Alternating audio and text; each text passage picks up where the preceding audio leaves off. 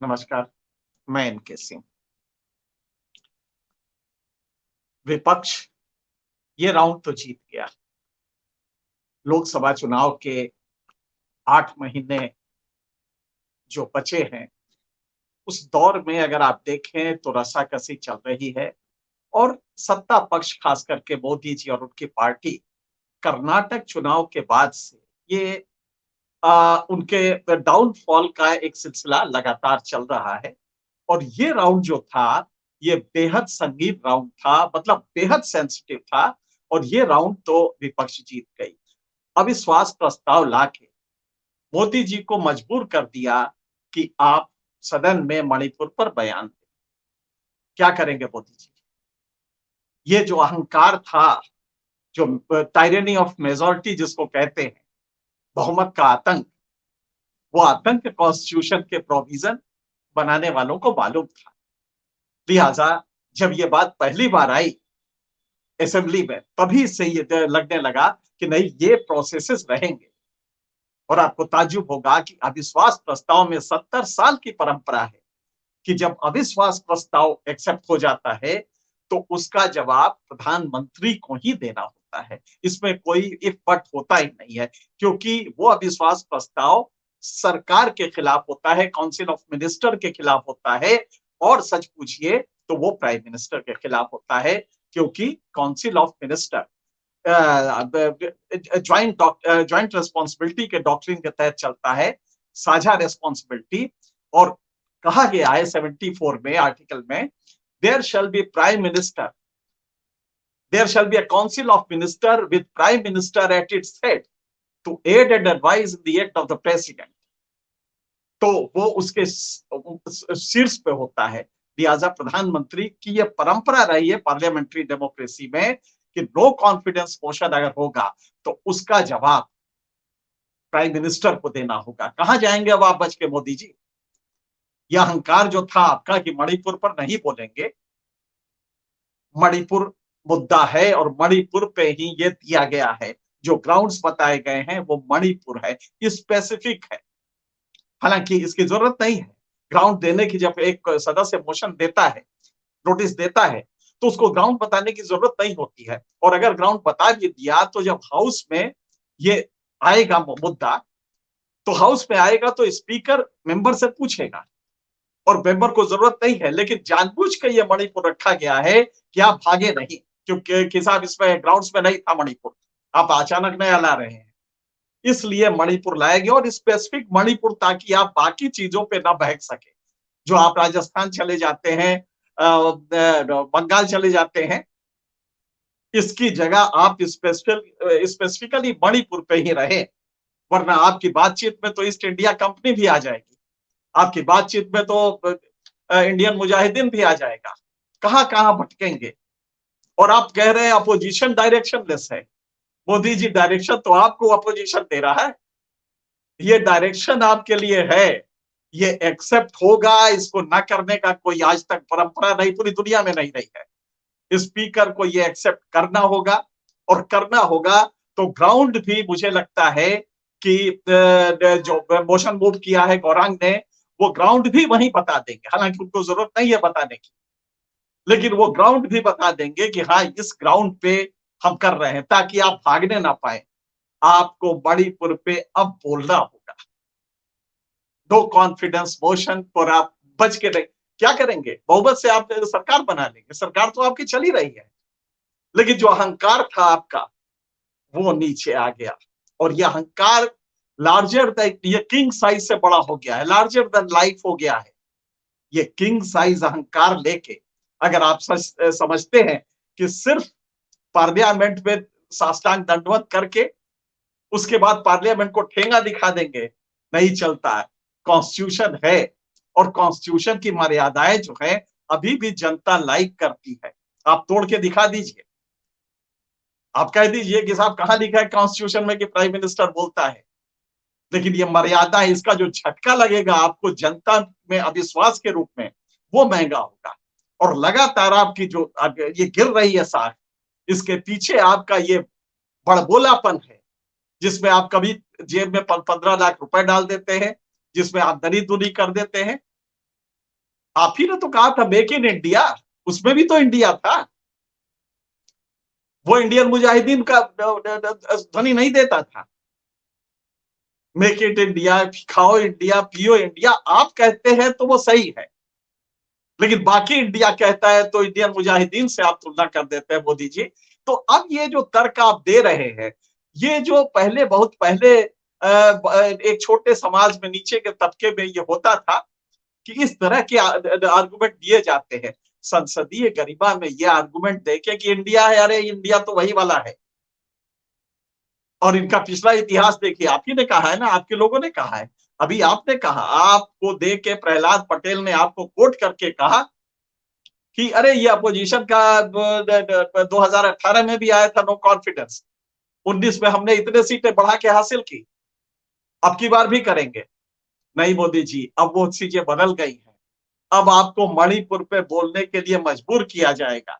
भारत के इतिहास में आज तक कभी नहीं हुआ, एक बार हुआ था, वो सिर्फ इसलिए हुआ था कि उस समय प्रधानमंत्री विदेश में थे, इसलिए फाइनेंस मिनिस्टर को बोलना पड़ा, वरना अभी तक का कभी इतिहास नहीं रहा। और यही नहीं, वेस्टमिंस्टर सिस्टम है, आप पार्लियामेंट्री डेमोक्रेसी इंग्लैंड की देख लीजिए, कभी नहीं होता है। प्राइम नो कॉन्फिडेंस मोशन है, प्राइम मिनिस्टर को इस पे जवाब देना पड़ेगा।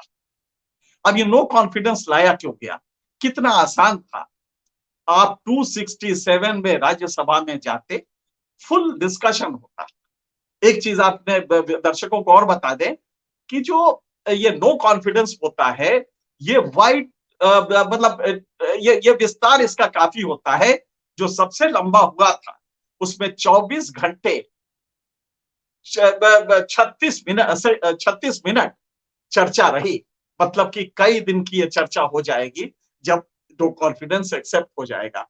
अब आप सोचिए मोदी जी, जब वो दिखाया जाएगा पार्लियामेंट में, फ्लोर पे जब दिखाया जाएगा कि वो क्या हुआ था उस दिन, जब ये दिखाया जाएगा कि 6000 हथियार आपके यहां से गायब हो गए, तो मोदी जी कहां बचने की गुंजाइश होगी? डबल इंजन की सरकार है, आप ये कह के भी नहीं भाग सकते कि तो राज्य का मामला है, इसमें हमें क्यों लपेट रहे हैं आप। फिर दूसरा, कॉन्स्टिट्यूशन ने आपको पावर्स दिए हैं राज्यों को इंस्ट्रक्ट करने का, एक खास तरीके से आपको पावर्स दिए हैं कि 250 265 में आप वहां पे सीधे सरकार ले सके। क्या कर रहे थे आप?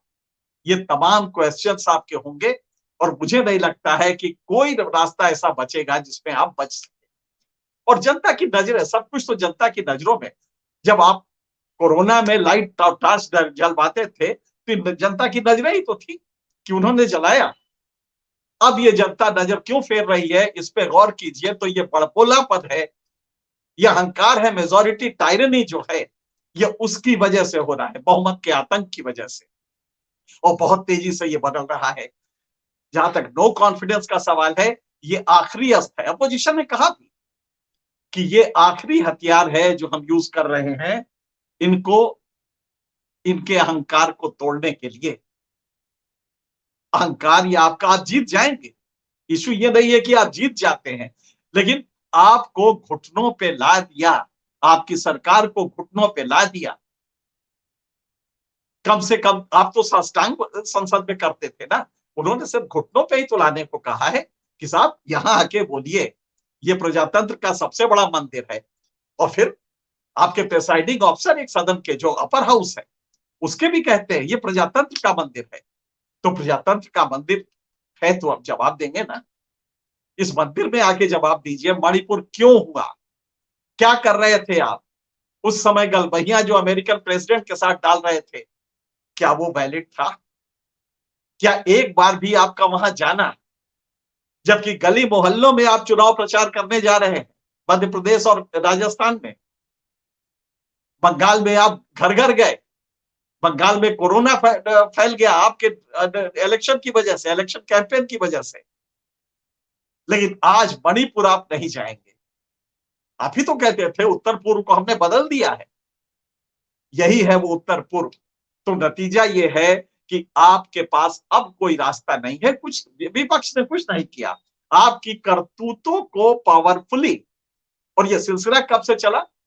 जब आपने बजरंग बली का नारा दीजिए और बटन दबाइए कहा था, जनता तभी से आपका असली रूप समझने लगी है, और अब वो समझने लगी है मदारी गवर्नमेंट में किस तरह हो रहा है और किस तरह नारे खोखले दिए जा रहे हैं, ये जनता समझने लगी। तो जब बजरंग बली का नाम लिया तो बजरंग बली ने झटका दिया। आपने देखा कि अपोजिशन 26, जो लग रहा था असंभव होगा, अपोजिशन ने 26 पार्टियों का एक कोalition बनाया। कोaliशन का नाम भी आपको झटका दे गया। नाम में था INDIA, इंडिया, इसी का तो आप खाते हैं ना, आप यही तो कहते हैं। हालांकि भारत माता भी दिया हुआ है कांग्रेस का ही। तो जब इंडिया दिया तब आप बेचैन हो गए। बेचैन हो गए तो मुश्किल होता है किसी आदमी को तब पहचाना जाता है उसका असली रूप, जब वो क्राइसिस में हो या अतिरेक में हो। आप इस समय क्राइसिस में हैं, और तब जब आपको पहचाना जा रहा है तो ये लग रहा है कि आदमी संसद में साष्टांग दंडवत करने के बाद भी संसद में मणिपुर पर नहीं बोलेगा। और होगा क्या, दो आप पे आरोप लगेंगे इस मुद्दे पे। जो नो कॉन्फिडेंस मोशन है, इसके दो पार्ट होंगे। पहला पार्ट तो जाहिर है मणिपुर होगा, और मणिपुर में वो वीडियोस दिखाए जाएंगे। कहा जाएगा भक्त चैनल आपका, जो आपके सजदा कर रहा है भक्ति में चैनल, मजबूरी होगी उनको भी दिखाना। कौन सा चैनल, जब हाउस में नो कॉन्फिडेंस चल रहा होगा तो कौन सा चैनल है उसको इग्नोर कर पाएगा। तो भक्त चैनल की भी मजबूरी होगी कि वो दिखाएं, इसको लगातार दिखाएं। और तब जब वो वीडियो लेके चर्चा होगी तो इंटरनेशनल, नेशनल तो छोड़ दीजिए, मणिपुर में क्या स्थिति है, किस तरह 6000 इंसास 303 LMG और 6 लाख कारतूस, हर हथियार पे 100 कारतूस, ये जब लूट लिए गए हैं और ये खास एक पर्टिकुलर पर्पस से लुटवाए गए हैं, तो इसको देखने के बाद भारत की बाकी जनता समझने लगी है असली आपका रूप। और असली रात बहुत तेजी से ये नीचे जाता है, ये आपको समझ में नहीं आएगा। सत्ता के शीर्ष पे जब आप बैठते हैं तो खिड़कियां, और खास करके जब एकल नेतृत्व होता है तो ये खिड़कियां आप बंद कर देते हैं। खिड़कियां बंद कर देते हैं तो आपको हकीकत विंडो के बाहर क्या हो रहा है मालूम नहीं चलता। आपका बहुत तेजी से नीचे आ गया है, क्योंकि वो समझ गया ये मदारी गवर्नमेंट है। ये वो सरकार है जो भीड़ देख के भाषण बदल देती है, भीड़ का टेक्सचर देख के भाषण बदल देती है।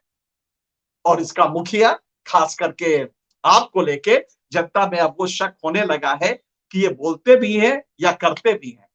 मन की बात हो गई, अब तो आपको करने की बात थी, मणिपुर में करना था आपको। मन की बात से काम नहीं चलेगा, एक्शन लेना पड़ेगा मणिपुर में।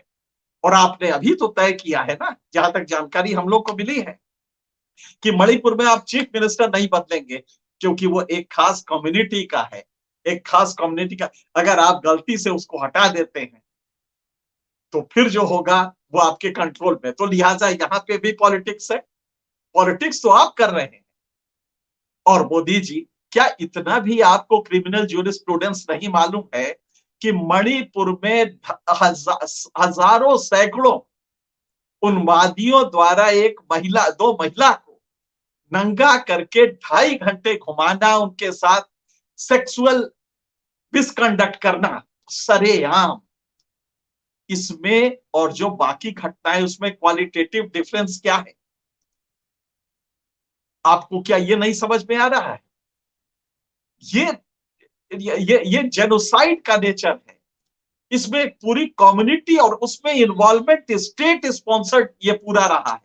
उसमें स्टेट क्राफ्ट का रोल रहा है इस पूरे में। जब वो चीख चीख के कह रहा है कि पुलिस वाले ने इन दोनों युवतियों को उठाया और लेके भीड़ को दे दिया, ये कौन कह रहा है? एक सैनिक है जो कि सेना करगिल में लड़ चुका है, आपके देश को बचा चुका है, पर अपनी पत्नी को नहीं बचा पाया। ये उसकी चीत्कार है, और उसके बाद भी अब कुछ कहने की जरूरत है मोदी जी? तो मणिपुर बार बार आएगा, Manipur will haunt you. Manipur का दंश आपको झेलना मुश्किल पड़ेगा। और उसके बाद बाकी चीजें जनता सब, क्योंकि ये एक बार होता है, ऑरा जो आपने क्रिएट किया था, वो एक बार अगर प्रिक हो गया, एक बार उस पे लग गया, तो फिर बचना मुश्किल होता है। ये जनता अजीब है। ये जनता ऑरा क्रिएट करती है, ये जनता आपको महिमा मंडित करती है। लेकिन जब उसको पता लगता है कि अरे यार, ये तो अपना वाला, ये तो हमसे भी नीचे है, ये तो खाली जुमले करता है, तो हकीकत वो फिर जितनी तेजी से आपको उठाता है, उतनी तेजी से नीचे लाता है। मणिपुर ने आपको गिरा दिया है। मणिपुर आपका जो पूरा ऑरा था, वो नीचे आ गया है। लिहाजा अब आपको गौर इस बात पे करना है कि रिट्रीव कैसे करें अपने उस ऑरा को। अब दोबारा ये वैसे होता नहीं है, ये काट की हाड़ी की तरह है। एक बार चढ़ी तो फिर उतरेगी नहीं, और उतरेगी तो दोबारा नहीं चढ़ पाएगी। तो ये ऑरा जो आपने क्रिएट करता है, उसको उसकी गरिमा नहीं रख पाए, क्योंकि मूलतः आप जो कहते हैं उसमें अस्तर अगर आप देखें, तो वो प्रधानमंत्री का अस्तर नहीं लगता। याद कीजिए, दीदी, वो दीदी जिस स्टाइल में कहा था, गर्दन टेढ़ी करके ताली बजा के, वो स्तरीय नहीं था। अभी 2 दिन पहले जब आप अपोजिशन को कह रहे हैं, जरा सोचिए, इतनी बड़ी घटना मणिपुर की, और आप उसको ले जा रहे हैं इंडिया कैसे बना, और इंडियन मुजाहिदीन से जोड़ दे रहे हैं। जब आप इस स्तर, ये तो किसी छोट भैया को कह दीजिए कि करे। प्रधानमंत्री की गरिमा के लिए नहीं है कि शब्द से खेले कि इंडिया, मेक इन इंडिया आपने भी किया था, और भारत के आजादी में आपका कितना रोल रहा है, वो तो दुनिया जानती है। किस तरह अंग्रेजों के साथ रहे हैं, ये भी दुनिया जानती है। तो खैर, वो छोड़ दीजिए पास्ट। लेकिन हकीकत यह है कि प्रेजेंट में मणिपुर आप नहीं झेल पाएंगे, और अपोजिशन की एक बड़ी जीत है, अब स्पीकर के हाथ में है। स्पीकर को लामोहल्ला, क्योंकि 50 लोगों के, जब ये आएगा, आज 10 बजे दिया गया है, कल इस पे डिसीजन लेना होगा, तो हाउस में इसको कहा जाएगा, जो मोशन लेके आया है, जो जिसने नोटिस दिया है गौरांग गौरांग से, कि आप अपना नोटिस बताएं, तो वो अपना नोटिस बताएंगे। वो बहुत छोटे शब्द का होता है कि we have lost confidence in this government. जरूरी नहीं कि वो ग्राउंड बताए, लेकिन मुझे लगता है वो ग्राउंड भी बताएंगे। उसके साथ 50 लोग उनके समर्थन में खड़े होंगे। और भी हैं, ऐसे नोटिस और भी आए हैं। लेकिन ये स्पीकर पे है कि गौरांग के नोटिस को पहले ले लेता है, या किसी और के नोटिस को ले लेता है, प्राइवेसी किसको देता है। लेकिन उसके बाद 50 लोग खड़े होकर इसका अनुमोदन करेंगे, तो ये फिर 10 दिन के अंदर स्पीकर को इस पे बहस करवानी होगी। 13 वर्किंग डेज हैं जिसमें ये पार्लियामेंट चलेगी आगे। तो 10 दिन के अंदर, आज रिसीव हुआ है तो 10 दिन के अंदर, लिहाजा इसी सेशन में, इसी समय आपको करवानी पड़ेगी, इसी सत्र में। और इस सत्र में जब आपको करवानी होगी, तो कम से कम ये बहस काफी लंबा चलेगा। इसकी सीमा नहीं होती है कि आप कितना लंबा इसको करेंगे। लिहाजा स्पीकर के ऊपर है, लेकिन सारे सदस्यों को ये देने के बाद इसमें मतदान होगा। फिर अंत में प्रधानमंत्री के जवाब के बाद, अगर वो चाहे, जो जिसने मोशन मूव किया है, वो फिर से अपना कुछ कह सकता है, अपनी बात कह सकता है। तो कई बार विपक्ष को मौका मिलेगा इस पे बोलने का। कहां तक बचेंगे आप? मणिपुर से आप बच नहीं सकते। मणिपुर के आज कहीं सत्ता में जो बैठे लोग हैं, सत्ता को कहीं आंच इसकी आने ना लगे, क्योंकि अब आने लगी है। और मुझे नहीं लगता है कि अब आप इससे बच के कहीं निकल सकते हैं। कॉन्फिडेंस मोशन आएगा, नो कॉन्फिडेंस मोशन आएगा, नो कॉन्फिडेंस मोशन पे बहस होगी, मणिपुर में आपको जवाब देना होगा। ये चीजें फेट कंप्लाई है, इससे आप बच नहीं सकते। लिहाजा अपोजिशन की ये जो राउंड था, इसमें तो विजय हो गई।